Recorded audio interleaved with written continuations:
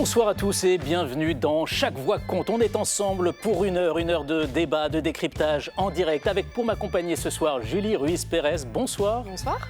Vous êtes journaliste économique au Figaro et Olivier Ravanello. Bonsoir Olivier. Et à la une ce soir, l'Iran. L'Iran est cette guerre qui prend une dimension inattendue. Tout le Moyen-Orient est concerné. Alors faut-il craindre un embrasement général? La France et l'Europe vont-elles s'engager militairement? Et sommes-nous menacés sur notre propre territoire? On essaiera de répondre à toutes ces questions avec Maya Kadra. Bonsoir, vous êtes journaliste et enseignante franco-libanaise spécialiste du Moyen-Orient. Camille Lons, bonsoir. Vous êtes directrice adjointe du bureau à Paris du Conseil européen pour les relations internationales et spécialiste des pays du Golfe. Enfin, François Gouillette, bonsoir. Bonsoir. Ancien ambassadeur de France, vous avez notamment été en poste aux Émirats Arabes Unis ainsi qu'en Arabie Saoudite. Julie, quel est votre chiffre du jour? Le chiffre du jour, c'est 85 $ et c'est tout ce que je vous dirai. Mystère. Et Olivier, quelle histoire allez-vous nous raconter ce soir? L'histoire de la doctrine nucléaire qui est, vous allez le voir, une histoire de mots et d'images, où chaque image et chaque mot compte. Dans la deuxième partie de Chaque Voix compte, la question qui fâche. À quand l'égalité salariale entre hommes et femmes? Vous verrez que les chiffres publiés aujourd'hui par l'APEC montrent qu'on n'y est pas, loin de là. On en parlera avec la députée Ensemble pour la République Marie-Pierre Rixin, la députée socialiste Dieynaba Diop et Sandra Lotte Fernandez de l'ONG Oxfam. Et puis, cette émission, c'est avant tout la vôtre. Alors, n'hésitez pas à poser vos questions, à interpeller nos invités en flashant ce QR code qui apparaît juste là, en bas de votre écran. Et puis, on est à moins de 2 semaines des élections municipales. Alors, notre Bourbon Express se transforme en journal de campagne avec plein d'histoires étonnantes. Vous verrez que Valérie Brochard viendra nous raconter. Voilà pour le menu. Installez-vous confortablement. C'est parti pour Chaque Voix compte.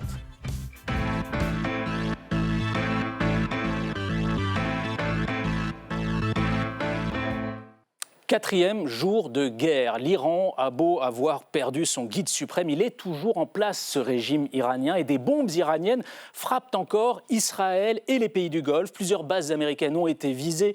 Une ambassade américaine a encore été touchée la nuit dernière. On fait le point sur la situation avec Dario Borgogno.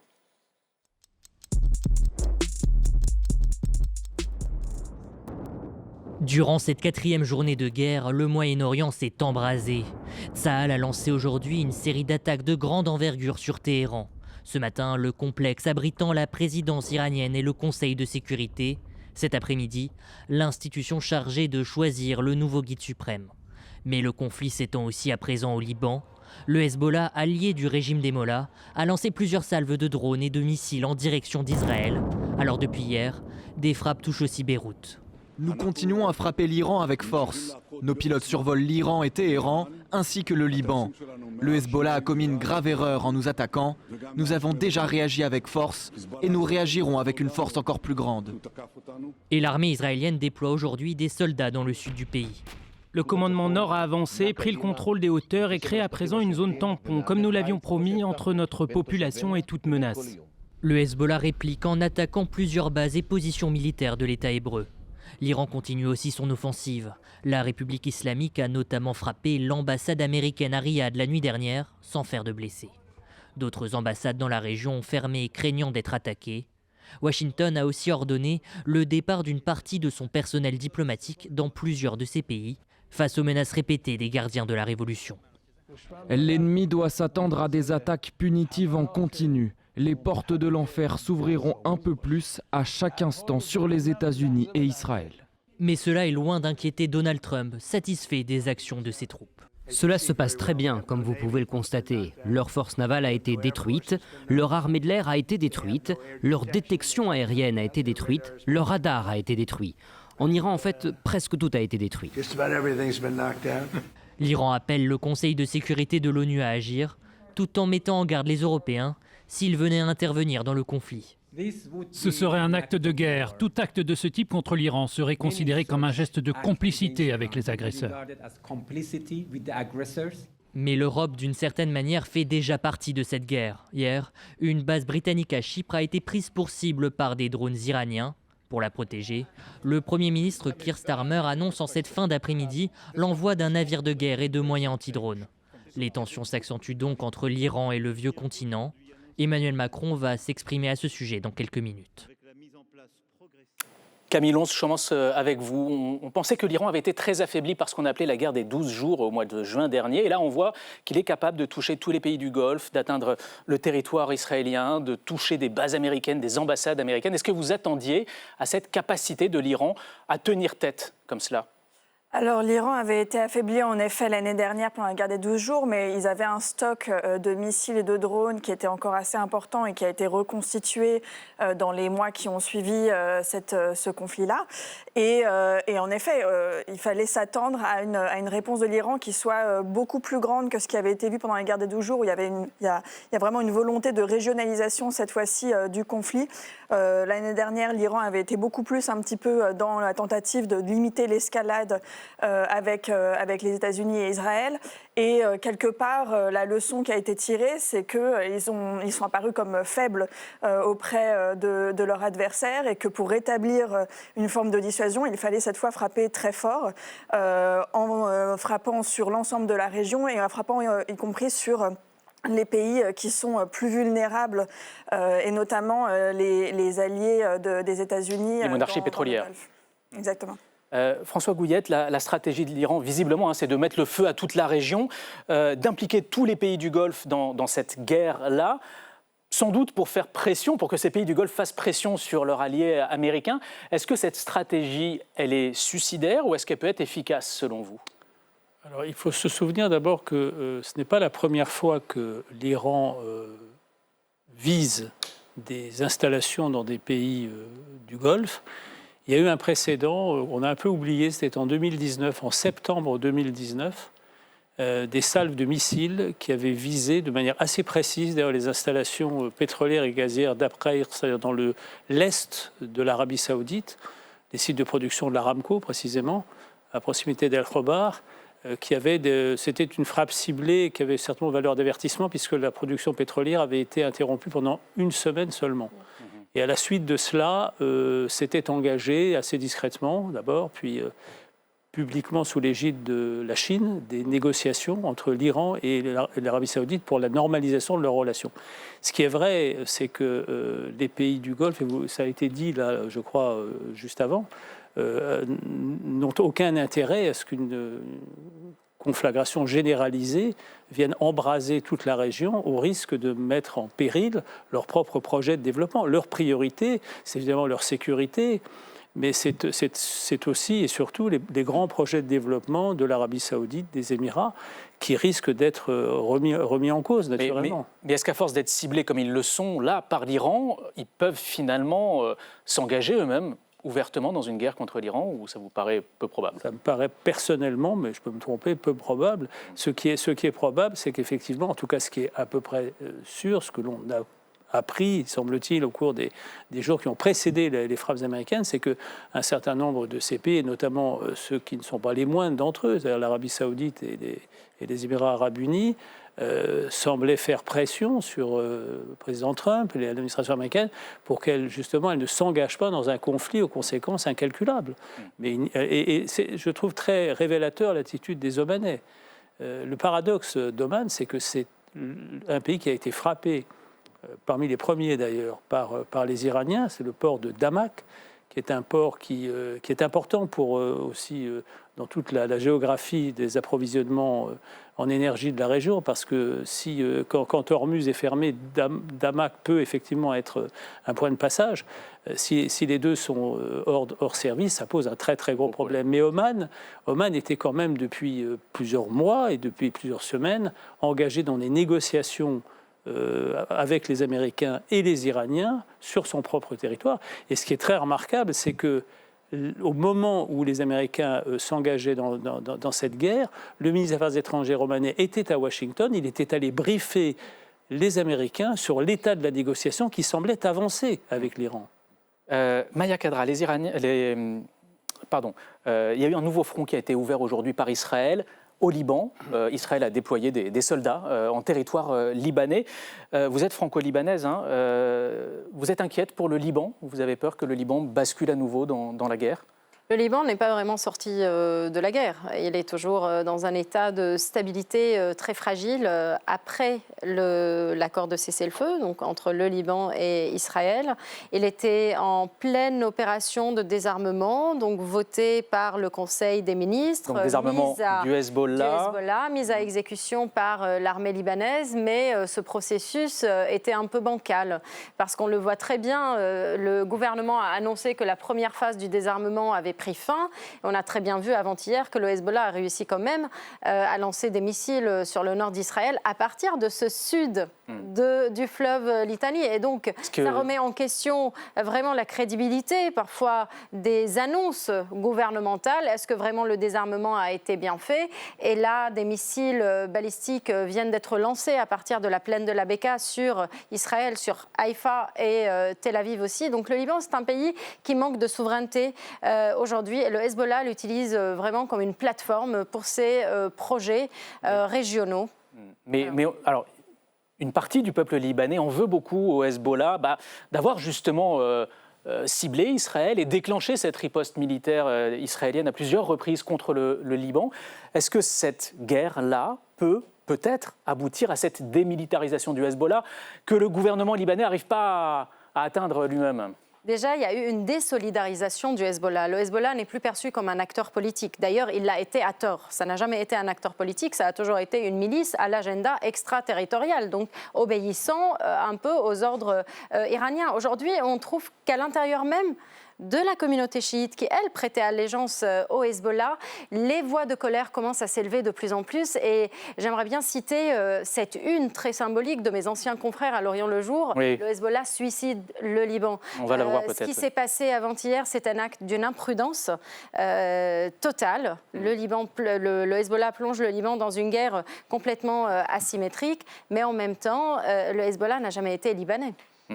Camille Lons, alors qu'on voit la une de L'Orient le jour apparaître effectivement, on va parler un peu de l'Iran et des Iraniens eux-mêmes. Alors c'est très difficile de savoir comment ils vivent les choses aujourd'hui. On voit ces images de bombes qui tombent massivement sur Téhéran, mais pas seulement, sur les principales villes iraniennes. Est-ce qu'on sait comment ils vivent cela, les habitants ? Alors c'est important de mentionner d'abord que les communications ont été coupées, donc c'est assez difficile en réalité d'avoir des informations vraiment sur ce qui se passe en Iran au niveau de la population civile. Ce qui semble apparaître quand même, c'est qu'il y a un mélange un petit peu de crainte, de soulagement pour une partie de la population, parce qu'il faut rappeler quand même que l'Iran sort tout juste d'une période de répression extrêmement brutale de manifestations de la population qui ont fait des dizaines de milliers de morts. Et donc, il y a une partie de la population quand même qui est soulagée à l'annonce de la mort du guide suprême. Mais c'est un sentiment aussi qui n'est pas forcément partagé. Et donc, la stratégie américaine affichée de Donald Trump de dire on tue le guide suprême et maintenant c'est à la population iranienne de prendre le relais et de monter dans les rues pour faire tomber le régime n'est pas forcément... c'est en décalage un petit peu avec la réalité, parce que les gens, pour l'instant, sont avant tout concernés par le fait d'essayer de sauver leur vie et d'éviter de trop s'exposer. La population est sûrement divisée un petit peu sur... Parce qu'il y a une partie de la population qui est directement impliquée dans le régime, et ce n'est pas une part négligeable, c'est ça concerne quand même beaucoup de gens en Iran. En effet, et puis il y a une partie de la population, c'est-à-dire qu'il y a ceux qui croient dans le Shah, qui a une légitimité quand même extrêmement limitée en Iran. Il y a vraiment, c'est une population qui est morcelée, et donc croire que cette population va nécessairement se soulever immédiatement pour faire tomber le régime, je crois qu'on en est encore assez loin. François Gouillette, est-ce qu'on sait si les gardiens de la Révolution tiennent encore le pays comme ils ont pu le faire jusqu'à ces derniers jours, ces dernières semaines? Est-ce qu'ils sont présents, par exemple, dans la rue pour dissuader les gens de manifester? Comment... Alors, je crois qu'il y a plusieurs strates, on sait bien. Il y a effectivement les gardiens de la Révolution, il y a les bassiges, les milices qui sont plutôt sur ceux qui assurent en quelque sorte une sorte de maintien de l'ordre. Mais les gardiens de la Révolution, c'est effectivement le fer de lance du régime. Donc, on peut supposer qu'ils sont effectivement très mobilisés pour faire face à cette situation, bien entendu. Donc, le régime est encore solidement installé pour vous? Alors, il a été affaibli, évidemment, par la guerre de juin, par les frappes depuis quelques jours, mais il est loin d'être effondré. Maya Kadra, vous partagez le point de vue de Camille Lons tout à l'heure quand elle disait les Iraniens, ils ne sont peut-être pas prêts à ressortir dans la rue après avoir subi la répression qu'ils ont subie au mois de janvier.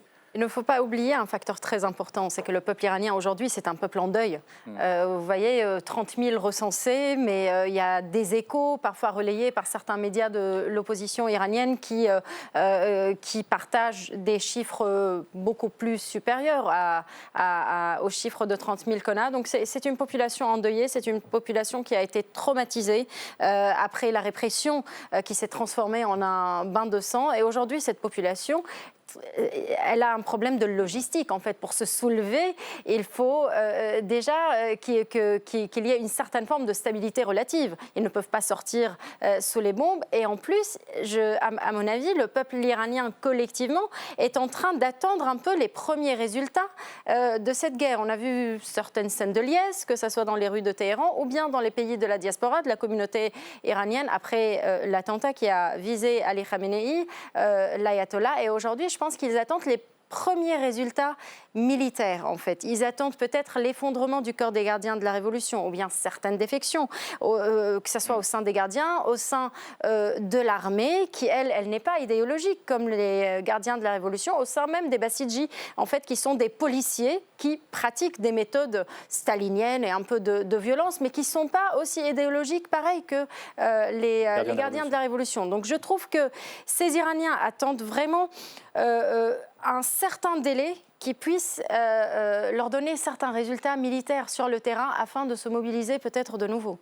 Olivier Ravanello, une question de nos téléspectateurs, je crois. Une question qui nous est posée par Véronique, qui s'interroge et qui demande est-ce que l'on assiste à une escalade plutôt maîtrisée entre différentes puissances régionales, c'est-à-dire en gros une guerre qui pourrait encore s'arrêter, ou est-ce que l'on est dans une sorte de fuite en avant, une dynamique qui échappe à tout le monde, y compris aux Américains ?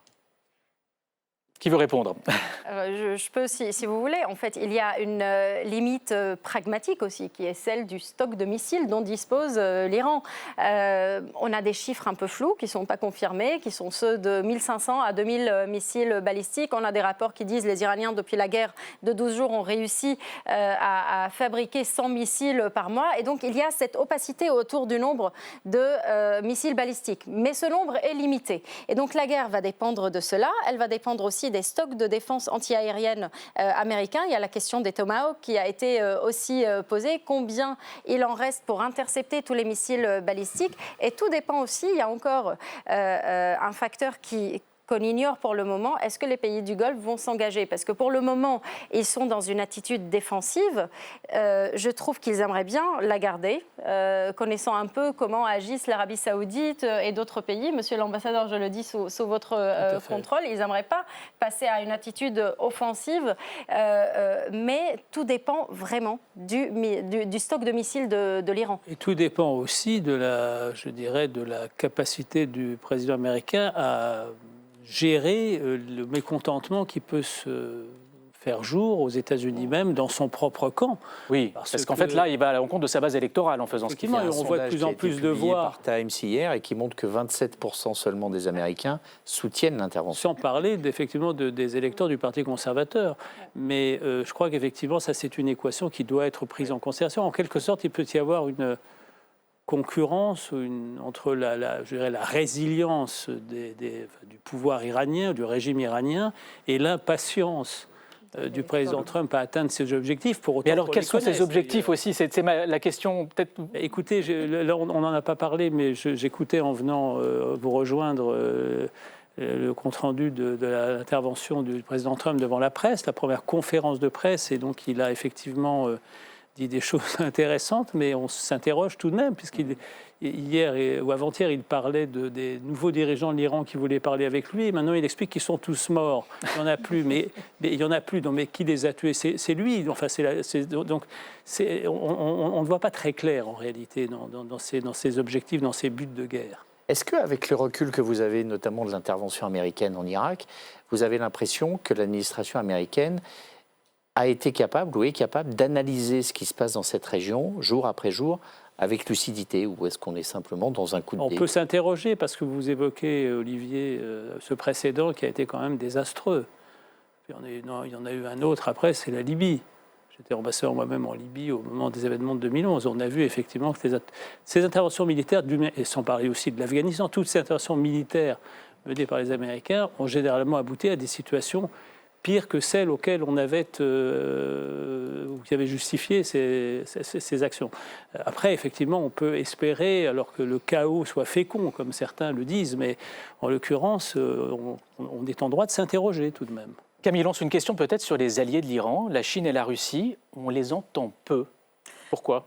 En effet, alors et il fallait s'y attendre de ce point de vue-là parce que finalement l'Iran a beaucoup misé ces dernières années sur tenter de développer des relations avec la Russie. On sait que l'Iran a aidé la Russie à s'armer sur la guerre en Ukraine. Avec les drones Shahed. Exactement. Il y a une relation aussi avec la Chine qui a été développée ces dernières années, mais qui est toujours restée un petit peu décevante en réalité. La relation avec la Chine, par exemple, le niveau de partenariat que l'Iran a obtenu avec la Chine est un niveau de partenariat qui est bien en deçà de ce que la Chine a avec un pays comme le Pakistan, par exemple. Et les Iraniens n'ont jamais vraiment réussi à pousser cette relation au-delà.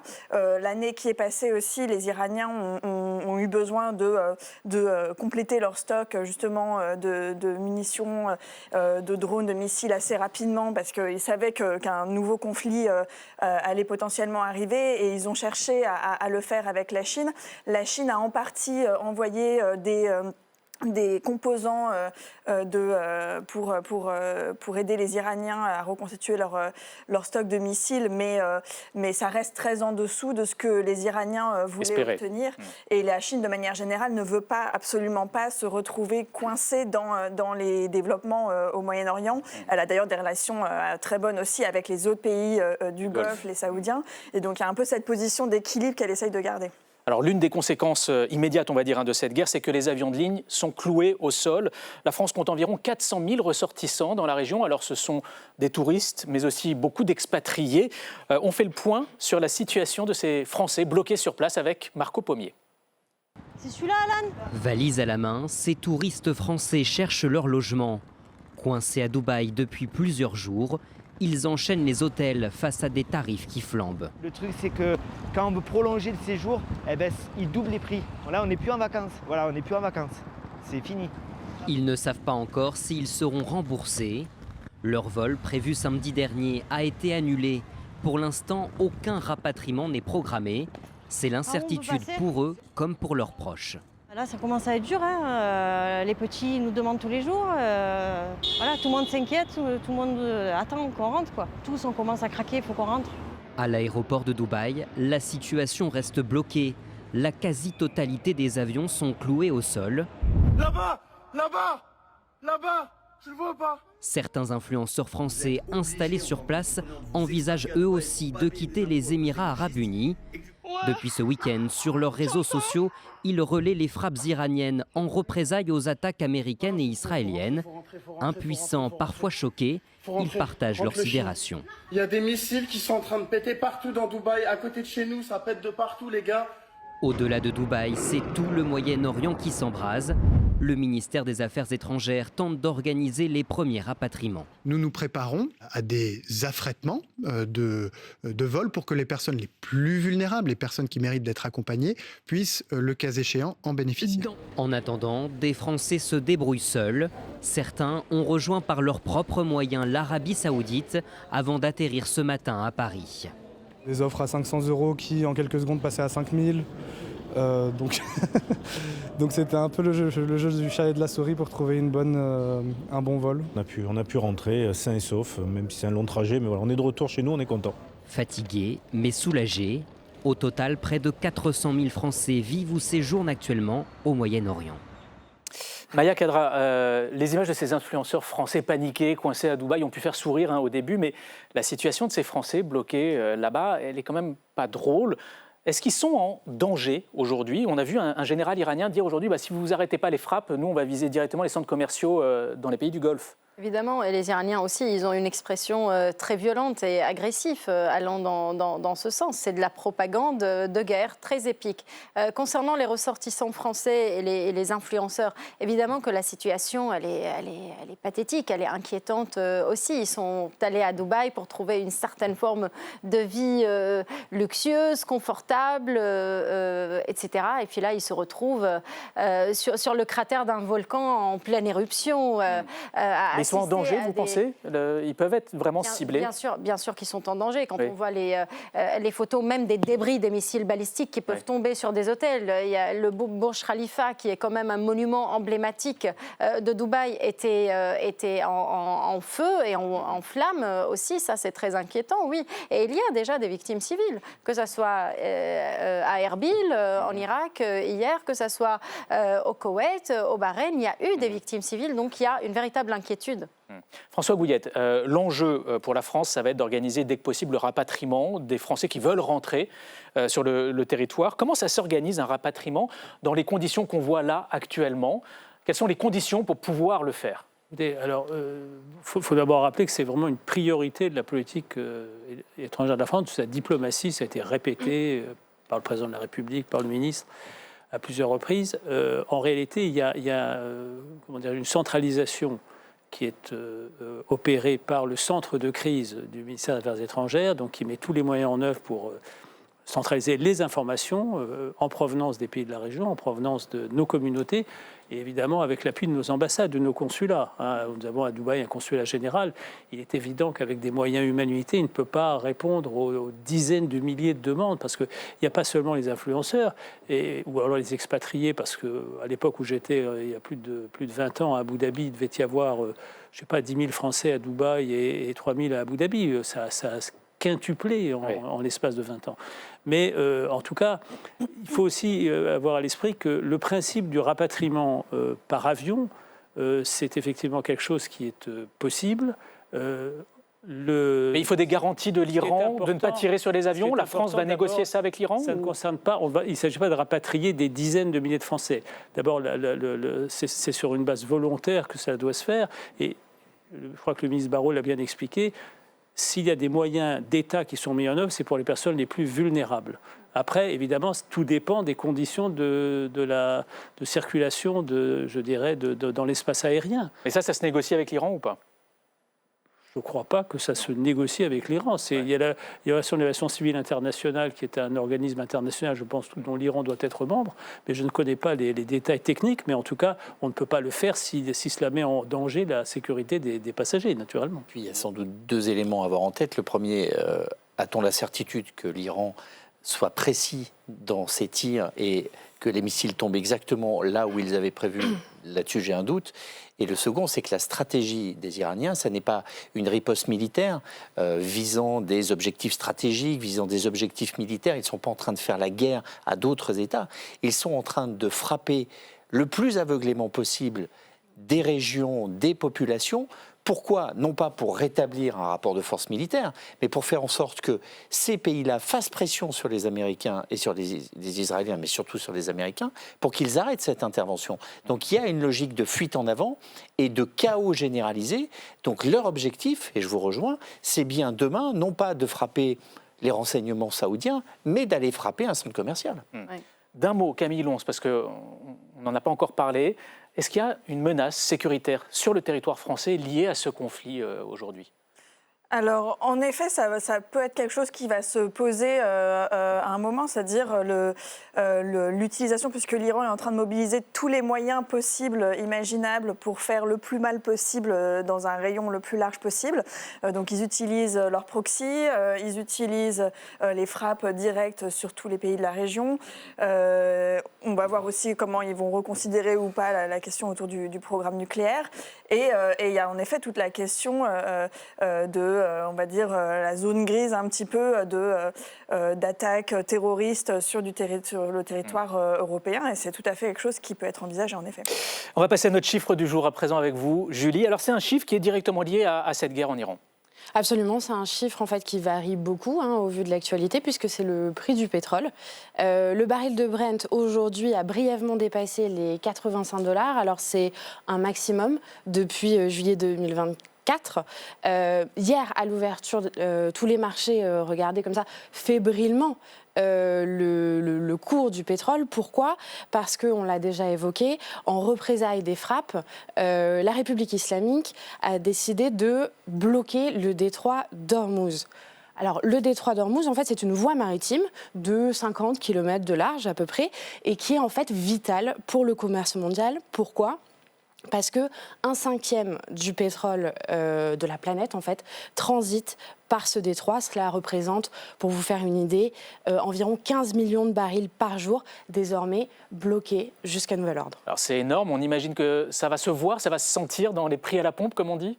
Il y a des chances, les marchés réagissent, les cours s'envolent donc, et si la crise dure, plusieurs experts évoquent déjà la possibilité d'avoir un baril qui bientôt sera à 100 $, ce qui correspondrait là encore, pour vous faire une idée, environ, ça dépend, mais à une augmentation de 15-20 centimes le litre directement à la pompe. D'ailleurs, les automobilistes s'inquiètent déjà. On a déjà vu dans certaines stations-service les files qui s'allongent, des gens qui essaient de faire des stocks, des gens qui s'inquiètent d'une pénurie. Mais attention, la hausse du brut, ça ne se répercute pas instantanément, immédiatement à la pompe.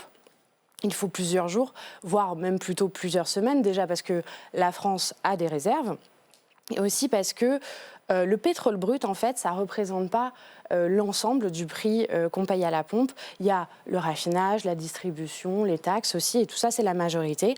Autre élément intéressant, c'est que la France, pour ses importations, elle dépend moins des pays du Golfe que d'autres régions du monde, en fait. Bref, en tout cas, sur ce point, le gouvernement se veut rassurant. Il l'a martelé aujourd'hui.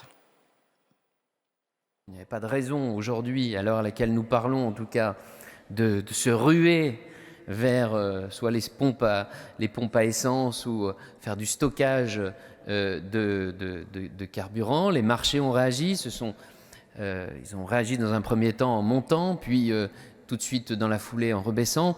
Bien évidemment, tout cela est très sensible aux évolutions de ce qui va se passer dans les prochaines semaines au Moyen-Orient. Alors il faut le croire, le ministre, il n'y a pas lieu de s'inquiéter pour l'économie française ? Alors, à court terme, sur le pétrole et sur le pétrole uniquement, le risque de pénurie ou de flambée soudaine du prix du carburant est effectivement assez limité. Évidemment, pour le reste, pour la situation globale, tout reste très incertain parce qu'en fait, le détroit d'Ormuz, ce n'est pas que le pétrole, c'est évidemment aussi le gaz qui s'apprécie aussi, qui a pris encore ce matin, je crois, 40%. Et c'est aussi une multitude, tout simplement, de marchandises qui transitent par ce passage. Et donc, si le blocage persiste, si le conflit plus généralement persiste, les conséquences économiques pourraient être extrêmement graves, extrêmement lourdes. Le commerce mondial pourrait être perturbé, l'inflation même pourrait être sous pression et même la croissance pourrait être fragilisée. Merci beaucoup, Julie. Une réaction peut-être à ce qu'on vient d'entendre. Est-ce que ce n'est pas là les prix du gaz, les prix du pétrole, le fret maritime qui s'arrête comme ça? Est-ce que ce n'est pas le principal moyen de pression du régime iranien sur les États-Unis aujourd'hui? Je ne sais pas qui veut répondre. Camille Lons. Oui, on va faire oui de la tête. En effet, c'est un moyen de pression assez important. On sait que Donald Trump aussi, pour sa base électorale, est très attaché à un contrôle des prix de l'énergie et de l'inflation. Ça va aussi avoir des répercussions potentiellement plus larges, surtout aussi pour les Européens, sur notamment, et je pense que c'est important d'avoir ça en perspective, dans la guerre en Ukraine, c'est-à-dire une montée des prix de l'énergie, ça bénéficie aussi à la Russie. Ça a des implications politiques assez directes dans toute l'Europe. On sait que l'inflation joue un rôle aussi dans la montée de certains partis plus populistes. Donc ça a un impact de long terme pour les Européens et ça vient se combiner avec en plus la fermeture aussi de la mer Rouge et donc la fermeture des deux détroits en même temps en fait combinés pose un vrai problème. Ça va avoir de grosses conséquences à venir. D'un mot, Maya Kadra. Il y a l'Iran aussi qui s'auto-punit en fait en fermant le détroit d'Ormuz parce que le pétrole iranien est exclusivement lui-même est bloqué. En fait, ils ont presque un seul client exclusif qui est la Chine et en fait, ils s'infligent cette punition aussi. Merci beaucoup à tous les trois d'être venus nous aider à décrypter cette situation complexe aujourd'hui au Moyen-Orient. Dans un instant, toute autre chose, on va parler des écarts de salaire entre les femmes et les hommes. Vous verrez que ça ne s'arrange pas. Mais avant cela, c'est Quelle histoire avec Olivier Ravanello.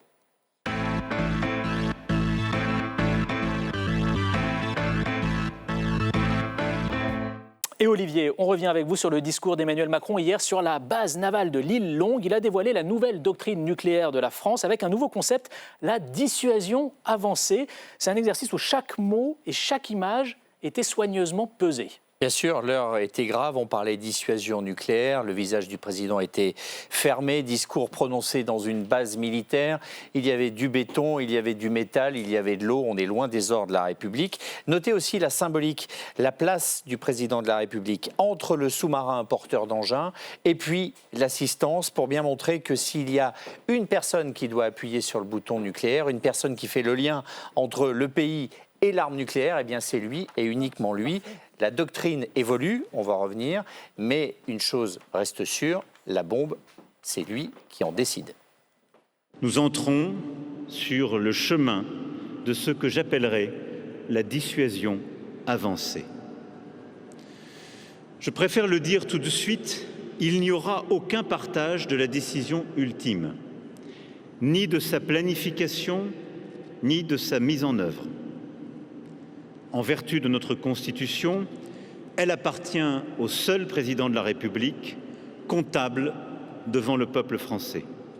Alors, dissuasion avancée, ce n'est pas dissuasion élargie, c'est différent. Qu'est-ce que propose le président de la République? Eh bien, à 8 pays européens, de réunir une sorte de tronc commun, de commencer à travailler ensemble en temps de paix, pour par exemple être d'accord et identifier ensemble les mêmes menaces, pour travailler sur des scénarios d'escalade dans lesquels, à chaque étape, tout le monde analyse les choses de la même manière, réagit de la même manière, pour qu'il n'y ait pas de cafouillage et pour qu'il y ait une réponse qui soit la plus commune possible. Il y a aussi des engagements opérationnels. Par exemple, ce que le président a évoqué qui s'appelle du renseignement avancé. Alors, c'est quoi le renseignement avancé?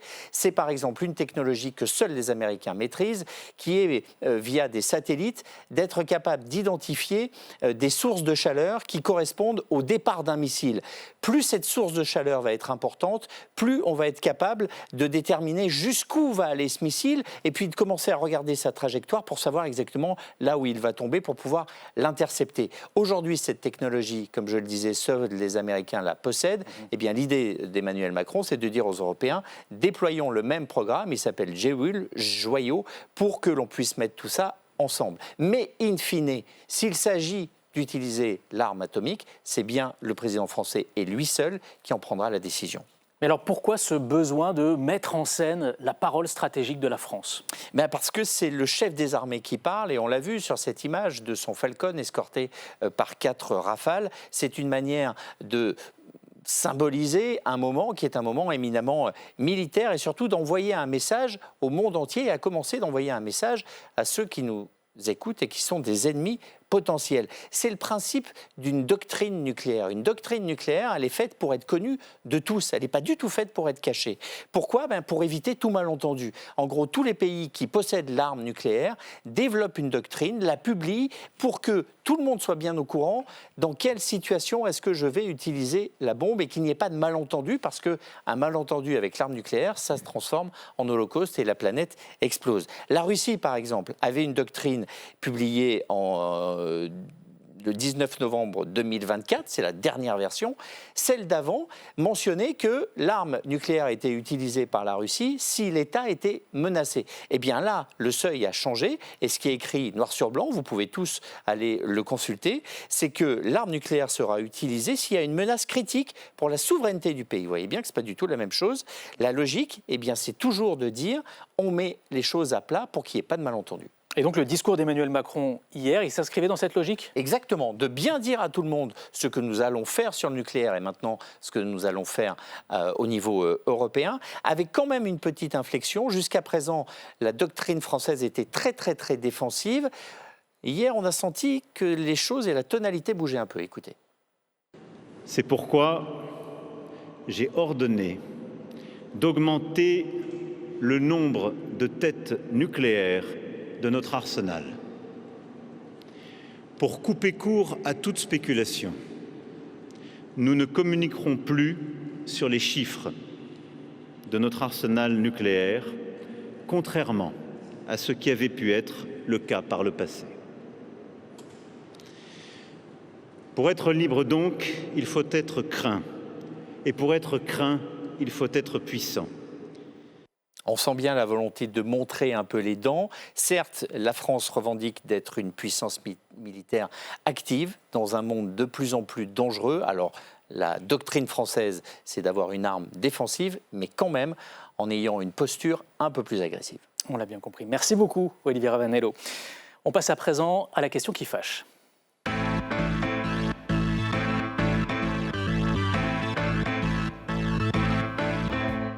Et c'est un sujet qui a de quoi fâcher, en effet. À travail égal, les salaires ne sont toujours pas égaux en France entre les hommes et les femmes. Les derniers chiffres qui ont été publiés par l'APEC aujourd'hui le confirment. Alors on en débat ce soir avec deux députés. Marie-Pierre Rixain, bonsoir et bienvenue. Vous êtes députée Ensemble pour la République de l'Essonne. Dieynaba Diop, bonsoir. Bonsoir. Vous êtes députée socialiste des Yvelines. Et puis notre experte ce soir est Sandra Lotte Fernandez. Bonsoir. Vous êtes responsable du plaidoyer droit des femmes au sein de l'ONG Oxfam. Mais on commence par un point sur les derniers chiffres, donc avec Katia Gilder et Pierre Beretta. En 2026, à travail égal, les femmes ne sont toujours pas payées comme leurs collègues masculins. En un an, l'écart de rémunération s'est même creusé.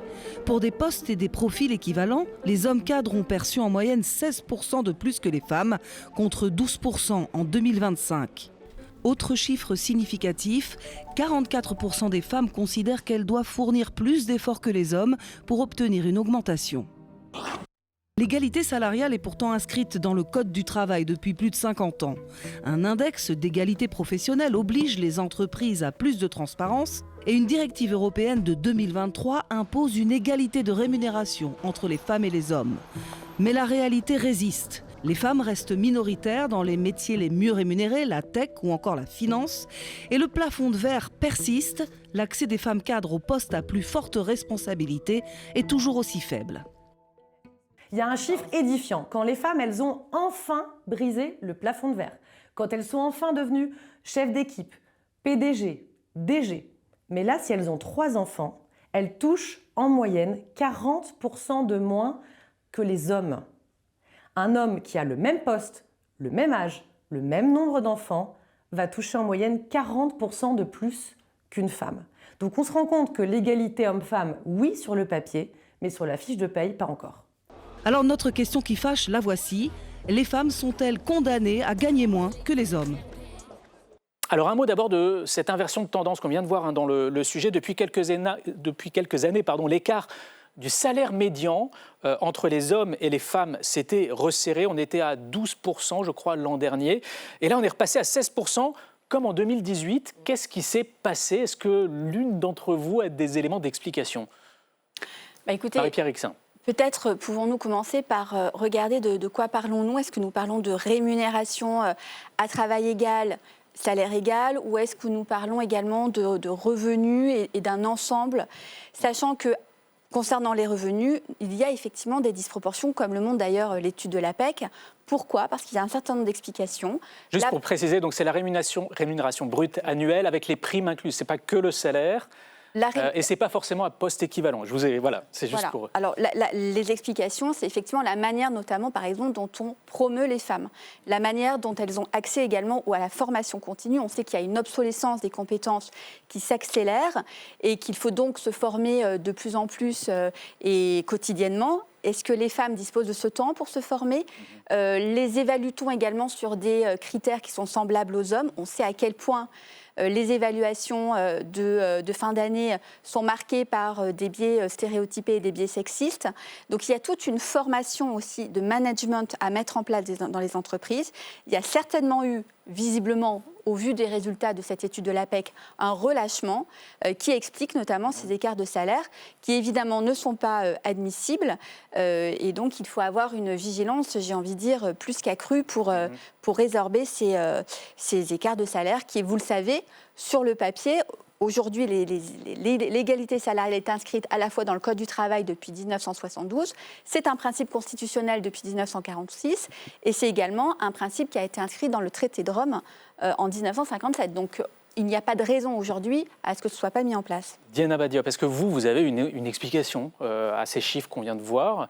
Est-ce que ça peut être lié à la conjoncture économique peut-être un peu moins bonne? Est-ce que dans ce cas-là, les femmes en font les frais davantage que les hommes? Oui, on sait très bien que de toute façon, lorsqu'il y a des crises, ce sont toujours les femmes qui sont en première ligne et qui subissent d'abord soit les restrictions budgétaires ou peut-être on annule une augmentation qui devait se faire ou une promotion, etc.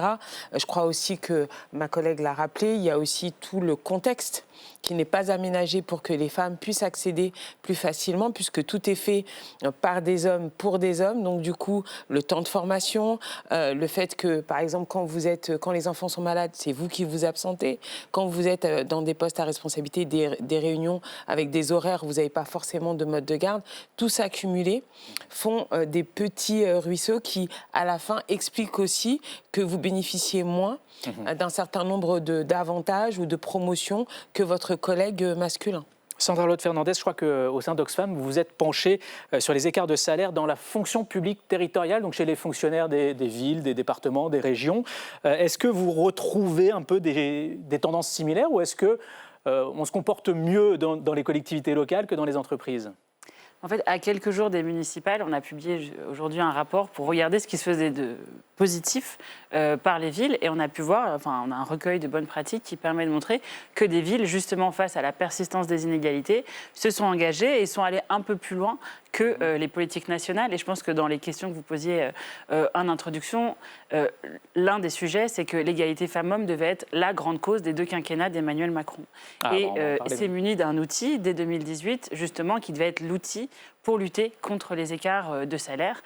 Et au moment de la campagne en 2017, le candidat à l'époque, Emmanuel Macron, avait parlé de faire du name and shame des grandes entreprises. Alors, et que lui allait mettre fin aux écarts de salaire.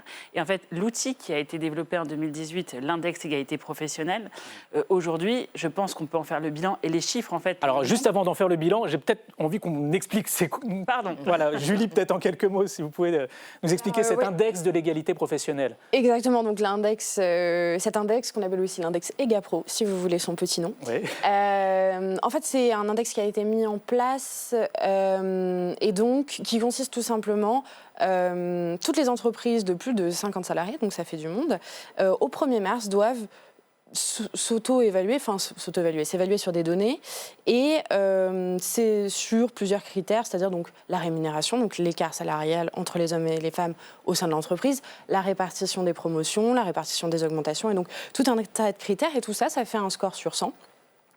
Et si ce score sur 100 n'est pas assez bon, il faut mettre en place des mesures, c'est ça l'idée de l'index. Donc en dessous de 85 points, il faut promettre qu'on va progresser sur ces déclaration de bonne intention. Non, mais aussi il faut se fixer des objectifs et si on n'y arrive pas, il y a aussi des sanctions qui peuvent intervenir plus tard. C'est pas en un an, on n'est pas sanctionné tout de suite. Et en dessous de 75 points, là, il faut proposer directement des mesures de correction peut-être un peu plus concrètes. Et donc là, je vous le disais à l'instant, l'idée, c'est de pouvoir sanctionner, c'est que l'administration puisse sanctionner les entreprises qui ont un mauvais score. Alors Sandra Lotte Fernandez, vous disiez, la promesse, elle n'est pas tenue, c'est ça notamment sur les sanctions et le name and shame. C'est ça, en fait, c'était l'outil pour lutter contre les écarts de salaire en France. Et aujourd'hui, force est de constater qu'en fait, cet outil, plus de 90% des entreprises françaises ont au-dessus de la note en dessous de laquelle on a des sanctions. Et pourquoi ? Parce qu'en fait, dès le début, et ça, Oxfam avait été critique, mais aux côtés d'autres organisations, et notamment du Haut Conseil à l'égalité, le paramétrage de l'index, en fait, n'a pas été assez ambitieux. Et en fait, aujourd'hui, c'est très facile d'avoir une bonne note.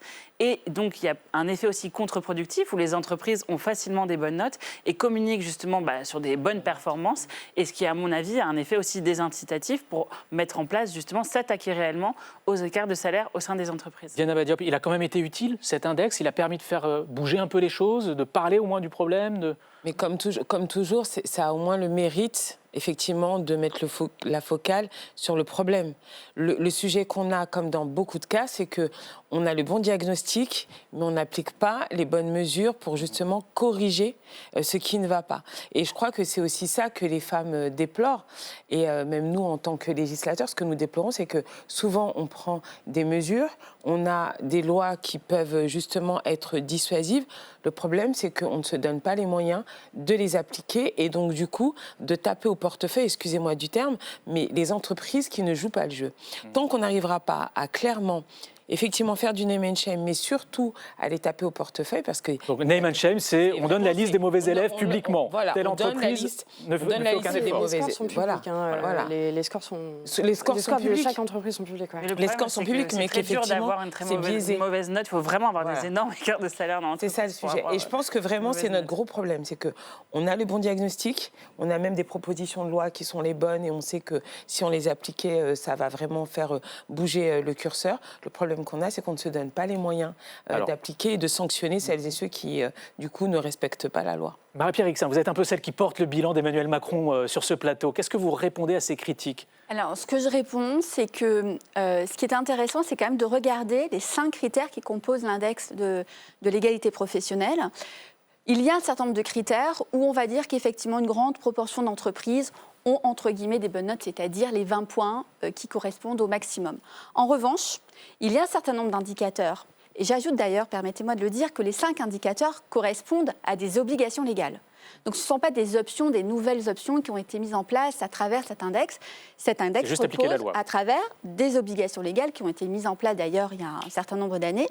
Et si on regarde par exemple les bonus, les primes qui sont accordées au retour de congé de maternité, qui sont donc inscrits dans la loi, on a là un grand nombre d'entreprises qui ne sont pas au rendez-vous. De la même manière que l'indicateur correspondant au poste donc les une femme mieux rémunérés... qui s'est arrêtée pour sa grossesse se retrouve sanctionnée quand elle revient. Voilà, parce qu'il y a encore l'idée de dire que finalement, elle était absente pendant le congé de maternité, donc pourquoi aurait-elle le droit à un bonus équivalent à celui qui, lui, ne s'est pas absenté. Et il y a également cet indicateur qui est important, qui est celui de la place des femmes parmi les postes les mieux rémunérés. Il y a un certain nombre de secteurs. Alors ça, c'est votre domaine en particulier, c'est la loi que vous avez fait voter et qui porte votre nom et qui vient de franchir une nouvelle étape. Oui, alors c'est vrai que les postes à responsabilité sont parfois les mieux rémunérés, mais si vous prenez l'exemple du secteur bancaire, les postes les mieux rémunérés ne sont pas nécessairement ceux qui ont le plus de responsabilités. Donc c'est important en fait de regarder avec précision et de manière, pardonnez-moi, mais chirurgicale, les différents indicateurs. Et moi, j'ai souhaité notamment, effectivement, à travers mon texte, que les 5 indicateurs soient publiés et pas uniquement la note globale, de manière à ce que les entreprises regardent avec précision les axes sur lesquels elles devaient progresser. Manifestement, le compte n'y est pas. Et moi, ce que j'aurais souhaité, c'est que finalement, aujourd'hui, eh bien, la note qui permet de ne pas être sanctionné, ce soit 100 sur 100. Parce que ça repose encore une fois sur des obligations légales et il n'y a pas de raison que vous êtes toutes d'accord. Vous vous fâchez pas finalement. Sur un sujet comme celui-ci, je crois qu'effectivement nous sommes d'accord. Il n'y a pas de sujet. Katia Gilder l'a évoqué dans son sujet, il y a une directive européenne que la France doit transposer normalement avant juin, alors ça se fera a priori pas avant l'automne si j'ai bien compris, et qui impose une forme de transparence salariale. Sandra Lotte Fernandez, ça peut changer la donne, cette directive, vous pensez ? Oui. Qu'est-ce qu'elle prévoit exactement ? C'est vrai qu'on attendait cette directive et c'est un exemple aussi de mesure. Enfin, on va être en retard dans la transposition quand même en France. Et c'est typiquement une mesure pour l'égalité femmes-hommes qui a été une victime collatérale de la situation aussi en France. Et qui a eu un léger problème avec le budget, je vous rappelle. Non, mais même avant ça, c'était au moment de la dissolution, et qui a pris du retard. Et là aussi, je pense que la transposition va permettre de renforcer encore une fois les mesures en France pour lutter contre les écarts de salaire. Mais il y a la transposition qu'on attend, mais il y a aussi d'autres leviers qui sont extrêmement importants et sans lesquels on ne va pas enrayer les écarts de salaire. Parce qu'on a parlé du plafond de verre, et c'est justement la loi de Mme Rixain qui va faire bouger les choses. Mais il y a encore 2 autres phénomènes. Il y a la question du plafond de mer. C'est quand même l'arrivée des enfants et le moment où on voit l'écart se creuser entre les femmes et les hommes au moment, dans les carrières. C'est le péché originel. Et là, on attend aussi des choses sur le service public de la petite enfance. En fait, les femmes aujourd'hui, un enfant de moins de 3 ans sur 2 n'a pas de solution de garde. Donc qui s'arrête de travailler pour s'occuper des enfants, ce sont les femmes. Et c'est vraiment là où on voit le décrochage entre les femmes et les hommes, c'est l'arrivée des enfants. Donc on attend des choses sur la petite enfance, sur les congés de naissance. Il y a eu des évolutions, mais elles ne sont pas encore une fois, c'est un peu des demi-mesures. C'est le message qu'on veut faire passer à Oxfam. Et il y a la question aussi du plancher collant. C'est les femmes sont en fait surreprésentées dans les métiers les moins rémunérés, les moins valorisés. Et sans revaloriser les métiers du soin, les métiers de l'entretien, de la petite enfance, on n'arrivera pas à enrayer les écarts de salaire en France. Julie. Et sur cette mesure de transparence aussi, il me semble déjà important de soulever ces limites qui sont déjà, on les voit apparaître dans les enquêtes, dans les chiffres. C'est que avec cette nouvelle mesure, il faut oser demander.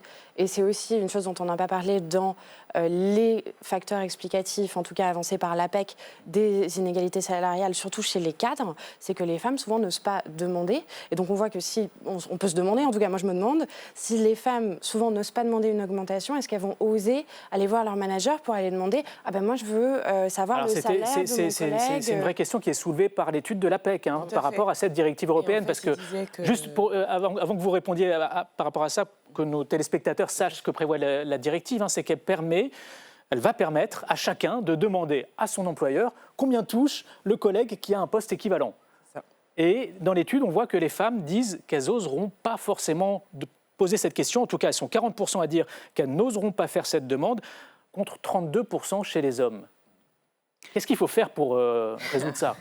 Le problème, c'est que déjà, les femmes sont déjà touchées par le syndrome de l'imposteur. C'est-à-dire que déjà, même pour demander une augmentation, elles ont déjà plus de mal à aller voir leur employeur et à dire, au vu de l'année des résultats, etc., j'aimerais négocier une augmentation. Les hommes ont beaucoup moins de problèmes parce qu'on leur apprend très tôt que de toute façon, leur excellence, etc., mérite une reconnaissance en monnaie sonnante et trébuchante. Alors que chez les femmes, on a beaucoup plus de mal. On se départit beaucoup plus difficilement du syndrome de l'imposteur. Effectivement, en plus, c'est pas dans notre culture déjà d'entreprise, qu'on soit un homme ou une femme, d'aller regarder ce que l'autre touche comme rémunération. C'est peut-être un sujet un peu tabou en France. Globalement, c'est ce que je dis, déjà globalement. Ouais. Déjà. Donc ça va être d'autant plus difficile pour une femme d'aller dire bon alors mon collègue masculin, est-ce qu'il gagne la même chose que moi ? C'est étonnant, je vous entends toutes parler. C'est comme s'il n'y avait pas de syndicat dans toutes ces entreprises. Il n'y a pas simplement le rapport entre le salarié et son patron. Est-ce que c'est une priorité des syndicats ? Moi, c'est vrai, c'est une vraie question parce que je me dis que normalement, les syndicats devraient pouvoir avoir cette information et pouvoir la communiquer aux femmes qui en font la demande. Je pense que ce serait plus facile si effectivement cette demande ne se fait pas directement auprès de la hiérarchie, mais que ces informations soient détenues par les représentants du personnel et qu'elles puissent aller le consulter sans avoir cette sensation que finalement on vient un peu moucharder sur la fiche de paye de son collègue. Parce que c'est compliqué en fait. Marie-Pierre Rixain. Alors sur ce sujet d'abord, il faut reconnaître que dans des pays comme par exemple le Danemark, le fait d'avoir levé le voile sur les salaires a eu des résultats substantiels sur la résorption des inégalités salariales. Pourquoi ? Parce que, encore une fois, on rappelait tout à l'heure que l'égalité salariale, c'est un droit. Et que pour faire respecter ce droit, si vous n'avez pas accès aux informations qui sont inhérentes, nécessairement, vous ne pouvez pas faire respecter ce droit. Donc, on imagine les discussions à la machine à café. Donc, l'opacité salariale a finalement a permis de garder, encore une fois, ces inégalités salariales très prégnantes. Mais ce que je souhaiterais également rajouter, c'est que sur notamment les inégalités salariales, on a effectivement à la fois le rapport à la maternité, c'est une réalité, il y a une asymétrie dans la charge salariale concernant la parentalité, mais il y a un autre phénomène, moi je crois qu'il est le syndrome de l'imposture, oui, peut-être existe-t-il, mais il est d'abord systémique, parce que nous avons en fait,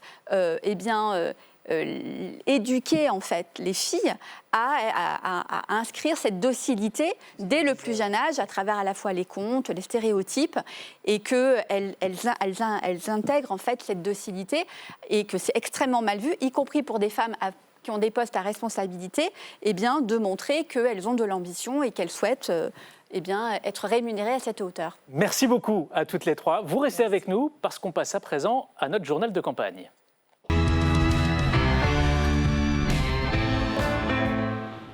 Bonsoir Valérie. Bonsoir Valérie Brochard. Alors vous avez entendu, je parlais de journal de campagne, c'est pas Bourbon Express. Non, exactement, ça change. Et oui, ça change parce qu'on est à 12 jours du premier tour des municipales. Et donc, vous nous proposez un petit tour de France avec des histoires un peu originales, on va dire. Exactement Clément. Et pour commencer, je vous emmène près de Nantes où personne ne voulait être le maire de tout le monde. Tout le monde, c'est une commune près de Cholet dans le Maine-et-Loire. Alors il n'y avait pas foule pour succéder au maire et en l'absence de candidats à la date limite du dépôt des listes, la ville aurait tout simplement pu fusionner. Mais heureusement, Céline Thomas est arrivée par un processus plutôt original qu'elle nous explique. Les 4 conseillers sortants nous ont expliqué ce que c'était qu'un conseil municipal, comment ça fonctionnait et de quoi ils avaient besoin. Et en fait, je me suis dit, ça me plairait bien d'être conseillère municipale. On s'est retrouvés donc à s'inscrire pour faire partie de l'équipe. Il y a 2 personnes, dont moi, qui se sont proposées pour être tête de liste. Et donc, on a laissé les autres membres du groupe choisir. Et puis, il y a eu un vote à bulletin secret. Et puis, j'ai gagné d'une courte tête. Et voilà comment je me suis retrouvée tête de liste. Voilà, je crois qu'on peut le dire, tout le monde a eu chaud sur ce coup-là. Mais plus sérieusement, il existe en France des communes qui n'ont pas déposé de liste. 68 communes, très précisément, se retrouvent sans candidat, comme à Mollo, dans le Haut-Rhin, une petite commune de 330 habitants où le maire actuel, Frédéric Caquel, ne souhaite pas se représenter, tout simplement parce qu'il est épuisé. Maire d'une petite commune, oui, c'est une très belle fonction. On a fait énormément de choses, mais les gens ne s'imaginent pas derrière tout ce qu'il y a à faire dans un petit village par rapport à une grande ville. Voilà, et j'ai toujours donné mon numéro de téléphone et on m'appelait jour et nuit, ça ne me dérangeait pas. Mais je crois que les 24 heures, ça ne suffit pas. Mais cette décision de ne pas se représenter, les habitants de Mollo l'ont parfaitement comprise. On est quand même inquiets. Je conçois, oui, qu'on ne veuille pas forcément se représenter parce que c'est quand même un gros investissement. C'est tellement facile de critiquer quand on n'a jamais fait. Donc je pense que vraiment tout le monde doit s'y mettre à un moment donné. Et ce souhait, il a été entendu puisque les habitants de Mollo ont fini par réfléchir à une liste, mais trop tard pour le 15 mars. Alors oui, trop tard parce qu'il y avait une date à respecter. Exactement. 26 février à 18h pour déposer sa liste. Alors qu'est-ce qui se passe pour les communes comme Mollo ? Pas de candidat, pas de vote, Clément. C'est aussi simple que ça. Et dans ce cas, il existe une procédure spéciale prévue à cet effet. La préfecture devra mettre en place une délégation de 3 personnes de la commune dans les 8 jours qui suivent les élections municipales. Une délégation qui pourra gérer uniquement les affaires courantes comme la gestion des écoles, le ramassage des déchets ou encore le paiement des agents municipaux. Impossible dans ces conditions d'engager de nouveaux travaux, d'acheter ou de vendre un bien immobilier ou encore de modifier les budgets. Et cette délégation, elle aura 3 mois pour organiser de nouvelles élections. Et s'il n'y a toujours pas d'édile après cela, alors le préfet peut tout simplement décider de dissoudre la commune et la fusionner avec une autre. Alors, il y a aussi la situation inverse. Vous avez trouvé un exemple d'un maire qui n'a aucun habitant à gérer. Comment est-ce que c'est possible ? Exactement. Clément, je vois que ça intéresse tout le monde sur ce plateau. Je vais vous parler de la commune de Fleury-devant-Douaumont, dans la Meuse, car c'est un village mort pour la France. Alors quand on le dit comme ça paraît un peu triste, mais en réalité c'est un titre honorifique pour garder la mémoire d'une commune qui a été rasée, vidée de ses habitants après la Première Guerre mondiale. Et je peux vous dire que Jean-Pierre Lapara, le maire de cette ville, est très très fier de son mandat. Nous ne sommes pas élus, mais nommés par les préfets sous proposition du conseil départemental. Notre rôle, c'est d'accueillir. Nous faisons un honneur et un plaisir de les accompagner, donc les enfants, les élèves, en particulier les bus qui viennent nous voir. On rappelle une mémoire qui a disparu en 1916 du fait des bombardements. Alors voilà, Clément, pas d'élection à Fleury-devant-Douaumont, vous l'avez compris. Mais pour toutes les autres communes qui ont donc au moins une liste à présenter, rendez-vous le 15 mars pour le premier tour. Merci beaucoup Valérie Brochard pour ces petites histoires qui font aussi la campagne des municipales. D'un mot, Dienaba Diop, je vous entendais réagir pendant que le maire disait qu'on ne pouvait plus, c'était trop. Vous en connaissez beaucoup des maires comme ça? Oui, et puis sincèrement, en cette période de campagne municipale, moi j'adresse vraiment toute mon admiration et mon soutien, notamment à ces édiles de toutes petites communes qui ne connaissent pas en fait de repos et ils sont maires 24 heures sur 24, 7 jours sur 7. Merci beaucoup, ce sera le mot de la fin et merci à toutes les trois d'être venues sur ce plateau. Chaque voix compte, c'est donc terminé pour ce soir, mais vous pouvez retrouver l'émission à 23h sur LCP ou sur notre chaîne YouTube et notre site internet lcp.fr. Dans un instant, un nouveau doc sur LCP avec Débat Doc, Jean-Pierre Grassien. Passez une bonne soirée à l'écoute d'LCP.